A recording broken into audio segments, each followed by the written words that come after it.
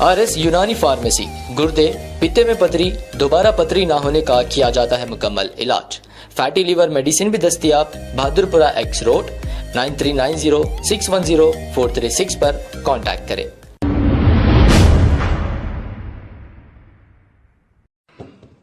बहुत बुलंद फिजा में तेरी पतंग सही, लेकिन मैं जानता हूं कि डोर किसके हाथ में है।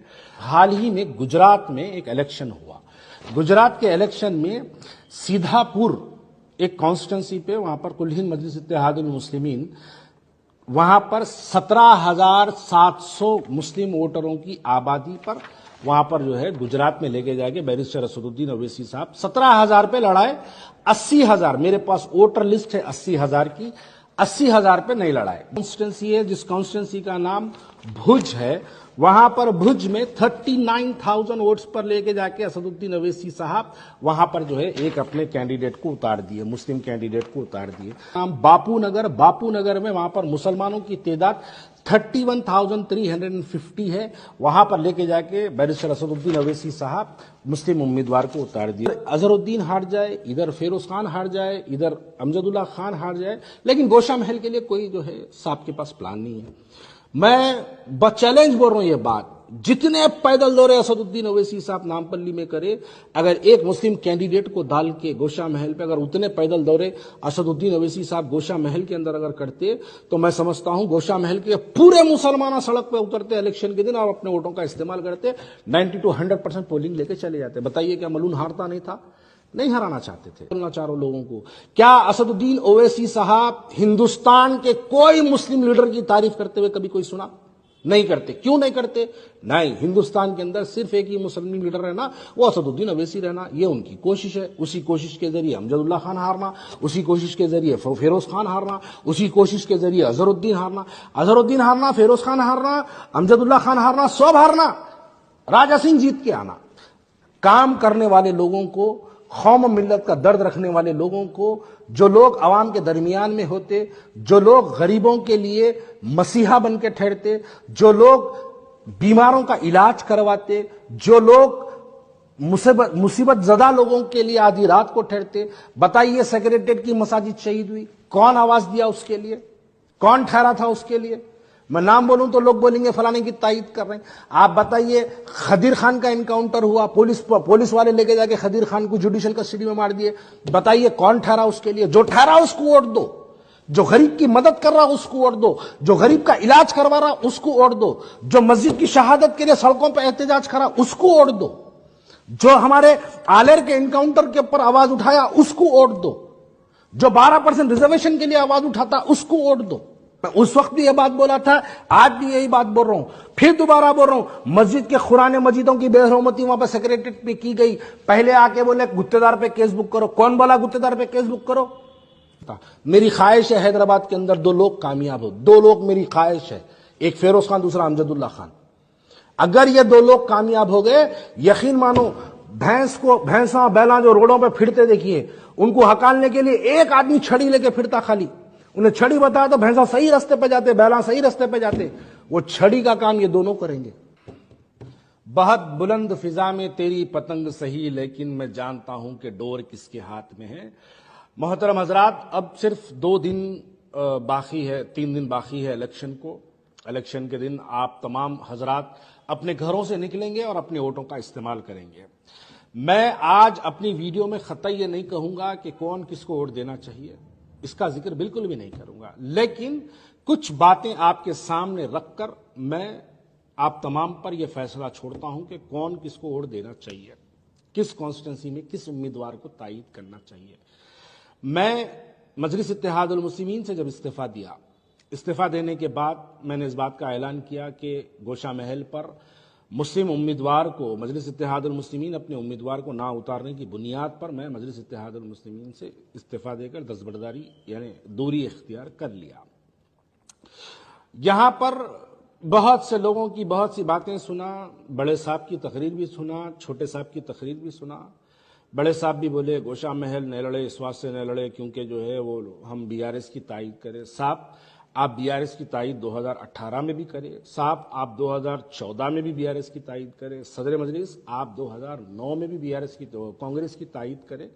आपकी तायद का कोई वहां पे फायदा नहीं पहुंचा। बास दीवाने हौले शौले बच्चे जो है आके वीडियोस बना के जो है मेरे को बता रहे हैं कि बिलाल भाई वहां पर जो है 80,000 वोट बोले, 80,000 नहीं है, एक जना बोला 70,000 है, एक जना बोला वहां पे 58,000 है। कोई और एक बेचारा जो है देखा मैं उसकी वीडियो, कोई भेजा मेरे को व्हाट्सएप पे, तो मैं उन्हें बोला 55,000 जो है मुस्लिम वोट्स है गोशा महल में। अब मैं आप लोगों के सामने अगर कुछ बात रखूं तो आप लोग शायद मेरी बात पे यकीन नहीं करेंगे, लेकिन मैं आप लोगों को जो है बताता हूं कि हाल ही में गुजरात में एक इलेक्शन हुआ। गुजरात के इलेक्शन में सीधापुर एक कॉन्स्टिट्यूंसी पे, वहां पर कुल हिंद मजलिस इत्तेहादुल मुस्लिमीन, वहां पर 17,700 मुस्लिम वोटरों की आबादी पर वहां पर जो है गुजरात में लेके जाके बैरिस्टर असदुद्दीन ओवैसी साहब 17,000 पे लड़ाए। 80,000 मेरे पास वोटर लिस्ट है 80,000 की, 80,000 पे नहीं लड़ाए। गुजरात में जाके आप इस कॉन्स्टिट्यूंसी का नाम नोट करिए, सीधापुर इस कॉन्स्टिट्यूंसी का नाम है, वहां पर 17,000 मुसलमानों की आबादी पर लड़ाए। गुजरात में मंदीप बोल के एक कॉन्स्टिट्यूंसी है, इस कॉन्स्टिट्यूंसी में 26,200 मुसलमानों पर लेके जाके वहां पर असदुद्दीन ओवैसी साहब अपने मुस्लिम उम्मीदवारों को वहां पर उतार दिए। गुजरात में और एक कॉन्स्टिट्यूंसी है जिस कॉन्स्टिट्यूंसी का नाम भुज है, वहां पर भुज में 39,000 वोट्स पर लेके जाके असदुद्दीन ओवैसी साहब वहां पर जो है एक अपने कैंडिडेट को उतार दिए, मुस्लिम कैंडिडेट को उतार दिए। गुजरात में और एक कॉन्स्टिट्यूंसी है, उस कॉन्स्टिट्यूंसी का नाम बापू नगर। बापू नगर में वहां पर मुसलमानों की तादाद 31,350 है, वहां पर लेके जाके बैरिस्टर असदुद्दीन ओवैसी साहब मुस्लिम उम्मीदवार को उतार दिए। गुजरात में और एक कॉन्स्टिट्यूंसी है जिसका नाम है विजलपुर, वहां पर 51,000 मुस्लिम वोट्स पर लेके जाके बैरिस्टर असदुद्दीन ओवैसी साहब अपना उम्मीदवार वहां पर उतार दिए। गुजरात में और एक जो है कॉन्स्टिट्यूंसी है, उस कॉन्स्टिट्यूंसी का नाम है विदगाम एससी, उसमें 19,480 वोटर्स है, वहां पर लेके जाके बैरिस्टर असदुद्दीन ओवैसी साहब अपना उम्मीदवार उतार दिए। अब जब हम बात ये करते हैं तो हमको ये बताया जाता है कि नहीं यहां पे तायद करेंगे, वहां पर जाके लड़ेंगे। आप जहां पर दारुसलाम जिस मरकज में आता है गोशा महल में, राजा सिंह के खिलाफ अपना उम्मीदवार नहीं डालते, लेकिन यहां पर हिकमत अमली होती। 19,000 पे लेके जाके लड़ाना आपकी हिकमत अमली नहीं है, या आपकी भाजपा से दोस्ती है। भाजपा यानी भारतीय जनता पार्टी से दोस्ती है। मुझे हैरत होती है कि आप जाके गुजरात में 20,000 वोटर्स मुसलमान जहां है वहां पर भी आप अपना कैंडिडेट डाल के आते हैं, और फिर यहां पर जब बात आती है राजा सिंह के मुतालिक तो वहां पर आप अपना कैंडिडेट नहीं डालते। अभी बहुत से कॉन्स्टिट्यूंसीज है, गुजरात बापू नगर 31,000। मैं आपको क्या बताऊं इनके, यानी अब ये जो फिगर्स जो बोला जाएगा तो वीडियो बड़ी हो जाएंगी। बिहार गुजरात में तो साहब ये कारनामा करके आगे। बिहार में आज के मौजूदा नामपल्ली के उम्मीदवार इंचार्ज थे। बिहार में साहेबगंज में लेके जाके मोहम्मद मुखीम को वहां पर उतार दिए, वहां पर 39,000। मैं ये बता रहा हूं इसलिए कि कुछ दीवाने इंटेलेक्चुअल्स है जो अपने आप को बहुत बड़े दानिश्वर समझते हैं, मैं उन लोगों के लिए बता रहा हूं, वरना मैं बोलना ही काफी है मेरे लिए। साहेबगंज में मोहम्मद मुखीम को लेके जाके जो है 39,000 मुस्लिम वोटर्स जो है वो कॉन्स्टिट्यूंसी में टोटल वोटर्स 3 लाख है। 3 लाख की आबादी में आप लेके जाके 40,000 में मुस्लिम कैंडिडेट डालते। गोशा महल में 2,30,000, 2,30,000 में 2,80,000, 2,80,000 में हमारे जो है 80,000, माफी चाहता हूं 2,60,000 गोशा महल में, 2,60,000 में मुसलमानों के वोट वहां पर 80,000। कुछ पागला बोलते हैं मेरे पास वोटर लिस्ट है, मैं तमाम वोटर 80,000 वोटरों की लिस्ट में सोशल मीडिया पे अपलोड कर दूंगा अगर किसी को एतराज है तो। वहां यानी 2,30,000 में 80,000 मुसलमानों की आबादी रखने के बावजूद वहां उम्मीदवार नहीं डालते। लेकिन बिहार में साहेबगंज में वहां पर 3 लाख की कॉन्स्टिट्यूंसी में सिर्फ 40,000 मुसलमान हैं, वहां लेके जाके मोहम्मद मुखीम साहब को बली का बकरा बना के उतार दिए। दरअसल मुखीम साहब बकरे नहीं है, दरअसल बकरे जो है वहां पर मजलिस इत्तेहादुल मुस्लिमीन को भारतीय जनता पार्टी इस्तेमाल कर रही है। साहेबपुर कमाल में लेके जाके वहां पर अपना एक कैंडिडेट डाल दिए। 2,17,000 की कॉन्स्टिट्यूंसी में 41,000 मुस्लिम वोटर्स हैं, वहां लेके जाके डाल दिए। बिहार में शेरघाटी पे लेके जाके मंसूर आलम को जो है वहां पर अपना मजलिस इत्तेहादुल मुस्लिमीन अपना उम्मीदवार बना दी, वहां पर 40,000 मुसलमान है खाली। वहां 40,000 वोटर लिस्ट के हिसाब से सिर्फ 40,000 मुसलमान हैं। 2,60,000 की कॉन्स्टिट्यूंसी में वहां उतार दिए लेके जाके। अब इसके बावजूद भी हमको जवाब नहीं मिलता। अब बताइए, अब हाल ही में आज से 8-15 दिन पहले राजस्थान में फतेहपुर एक कॉन्स्टिट्यूंसी है, राजस्थान फतेहपुर की बात करो, राजस्थान फतेहपुर में वहां पर 2,30,000 की जो है टोटल कॉन्स्टिट्यूंसी है। वहां पर लेके जाके आप 60,000 पे 60,000 मुसलमानों पर आप अपना उम्मीदवार उतार दिए। राजस्थान में कमान बल के कॉन्स्टिट्यूंसी है, वहां पर टोटल 2.5 लाख की कॉन्स्टिट्यूंसी है, जिसमें से 60,000 पे लेके जाके आप अपना उम्मीदवार उतार दिए। गुजरात का तो खैर मैं अभी आप लोगों को तमाम बताया। हां, गुजरात का और एक मैं आपको बताऊं, गुजरात में एक गोधरा कॉन्स्टिट्यूंसी है, जो गोधरा के 2002 के जो फिरकावाराना फसादात हुए थे, उस फसादात के दौरान गोधरा का नाम बहुत जो है हिंदुस्तान के अंदर जो है सोशल मीडिया, प्रिंट मीडिया और इलेक्ट्रॉनिक मीडिया के जरिए गोधरा का नाम बाहर आया था। गोधरा में 2,80,000 की कॉन्स्टिट्यूंसी, 2,80,000 में सिर्फ 40,000 जो है वहां पर मुसलमान है। वहां लेके जाके हसन साबर बोल के जो है वहां पर एक कैंडिडेट को उतार दिए। ये बातें बिल्कुल समझ में नहीं आती। उत्तर प्रदेश के भी काफी ज्यादा मेरे पास डाटा है। बंगाल के हाल ही में इलेक्शन हुए थे 2020 में गालिबन या 21 में बंगाल में इलेक्शन हुए थे। आसनसोल उत्तर बोल के जो है बंगाल में एक कॉन्स्टिट्यूंसी है, वहां पर ले आके दानिश अजीज को 2,60,000 की कॉन्स्टिट्यूंसी में 55,000 मुसलमान है सिर्फ, वहां लेके जाके एक मुस्लिम उम्मीदवार को उतार दिए। अब ये पूरे आंकड़े बताने के बाद मैं आपके ये सामने सवाल रखता हूं कि गुजरात जाते हैं तो वहां पर जमात को मजबूत करने के लिए, मुसलमानों के इत्तेहाद की ताकत को जो है आगे बढ़ाने के लिए, सदर मजलिस की आवाज को सरबुलंदी के लिए, ये तमाम बातें, ये तमाम कैलकुलेशन। अरे असद साहब, जब यहां पर आप गोशा महल में आप तायद करें, वहां भी तायद करना था, मुस्लिम एमएलए ही थे पूरे।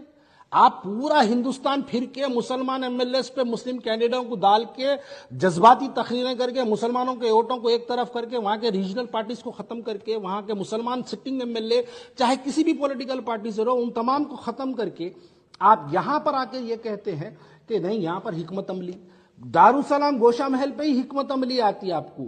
80,000 मुसलमान है, 2 कॉरपोरेटर है वहां पे एमआईएम के, 2 कॉरपोरेटर, हजारों की तादाद में गोशा महल कॉन्स्टिट्यूंसी में एमआईएम के इफ्तिदाई के सदर मोहतमदीन है। रोज दारुसलाम में आके बैठने वाले गोशा महल के मुस्लिम लीडर्स हैं, उसमें से डालना था। आप मेरे को नहीं देना था टिकट। आपको अगर मैं पसंद नहीं हूं, आप अगर मेरी सियासी शोहरत से, मेरी जबान से अगर आपको जलन और हसद अगर आपको है, तो आप मुझे नहीं देना था, किसी और मुस्लिम उम्मीदवार को देना था। आप वो भी तो नहीं करे। अब ये तमाम चीजें हैं। मैं बहरहाल आखिरी में बस इतना ही कहूंगा कि आप 2 दिन के अंदर आपको इलेक्शंस का सामना करना है। तमाम मेरे व्यूवर्स को मैं इन सब चीजों के बाद मैं व्यूवर्स के सामने रखता हूं।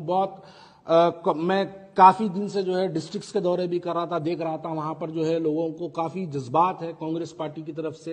ये यकीनी है कि कांग्रेस पार्टी की सरकार जो है इस मरतबा हुकूमत जो है कायम करेगी इंशाल्लाह ताला तेलंगाना के अंदर। तो वहां के मुसलमानों से मिलने के बाद मैं यहां पर अब आया हूं और ये वीडियो के जरिए मैं तमाम मेरे वोटर्स को अपील करता हूं। एक हमारे हल्के याखुतपुरे से एक उम्मीदवार है, वो उम्मीदवार जनाब अमजदुल्ला खान खालिद, जो मजलिस बचाओ तहरीक के उम्मीदवार है। मैं इनको वोट डालना नहीं डालना मैं ये नहीं बोलूंगा। मैं इसलिए नहीं बोलूंगा क्योंकि मैं कांग्रेस पार्टी का हूं इस वक्त, लेकिन अमजदुल्ला खान की मैं इस बात पर यकीनन तारीफ करूंगा क्योंकि मैं भी क्राउड फंडिंग के नाम पर जो है मैं बहुत से लोगों को जो है मेडिकल के इमदाद जो पहुंचती है वो पहुंचाता हूं। लेकिन बाखुदा कह रहा हूं, मैं अपने दिल से कह रहा हूं ये बात कि जब हम किसी एक की वीडियो डालते हैं, मैं किसी एक की वीडियो अगर डालता हूं तो उसके बाद वो वीडियो पर क्राउड फंडिंग का अरेंजमेंट कराना कितना बड़ा काम है।